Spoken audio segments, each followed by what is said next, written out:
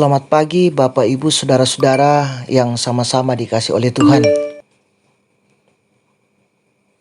Salam sejahtera bagi kita sekalian. Kita berjumpa lagi lewat Renungan Harian Toraya edisi Minggu 4 Desember 2022. Bapak Ibu Saudara-saudara, sebelum kita menjalani kehidupan kita hari ini, mari kita bersekutu membaca dan merenungkan firman Tuhan. Kita berdoa. Ya Tuhan, di pagi ini kami bersekutu membaca dan merenungkan firman-Mu.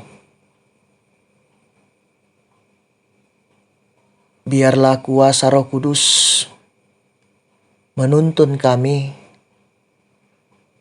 sehingga firman yang akan kami dengarkan dapat kami pahami dengan baik dan mampu kami wujud nyatakan di dalam sepanjang kehidupan kami.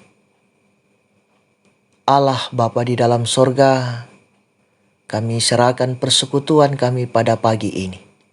Ampunkan salah dan dosa kami, di dalam nama Yesus Kristus kami datang berseru kepadamu. Amin. Bacaan firman Tuhan pada saat ini dari kitab Yesaya pasal 24 ayat 1 sampai dengan ayatnya yang ke-13.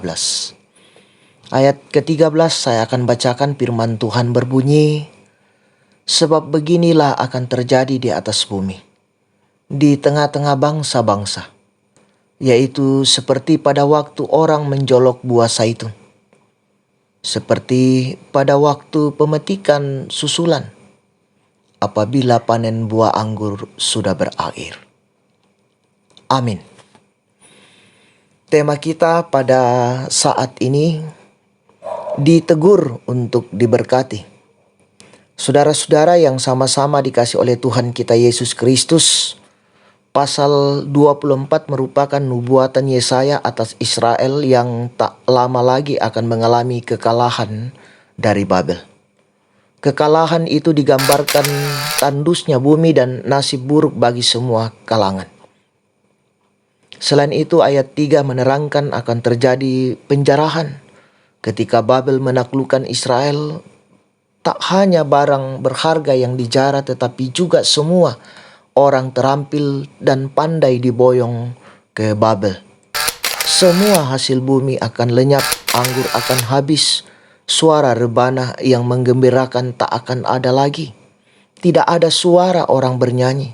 Arak dan anggur yang tersisa memahit begitu saja. Mengerikan, bukan? Nah, saudara-saudara yang sama-sama dikasih oleh Tuhan, mengapa hal yang sangat buruk ini harus terjadi pada Israel? Pada masa itu Israel mengalami kemerosotan moral.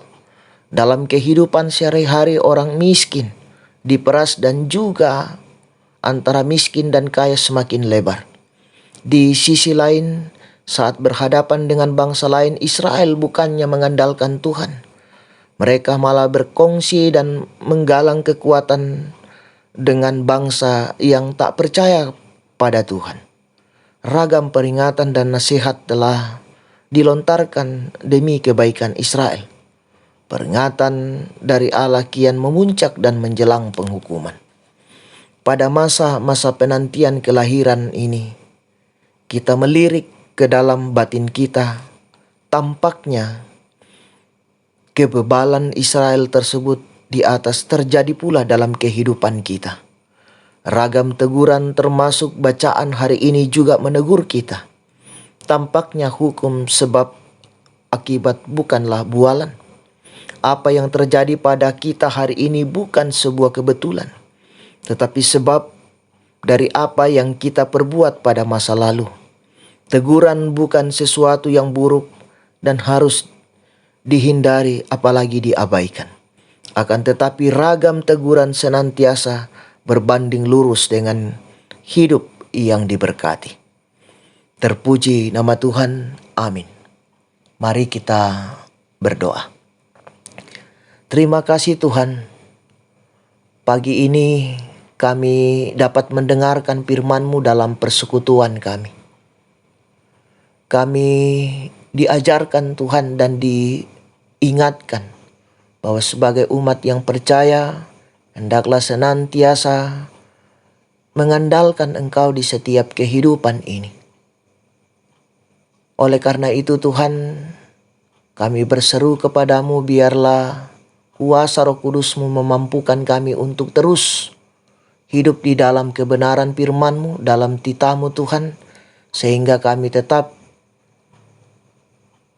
dikatakan sebagai umat yang percaya, yang tetap setia dalam kehidupan ini. Allah Bapa di dalam sorga, kami serahkan seluruh kehidupan kami hari ini Tuhan.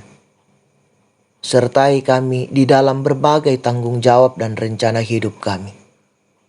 Seluruh kehidupan kami Tuhan, kami serahkan ke dalam tangan pengasihan-Mu.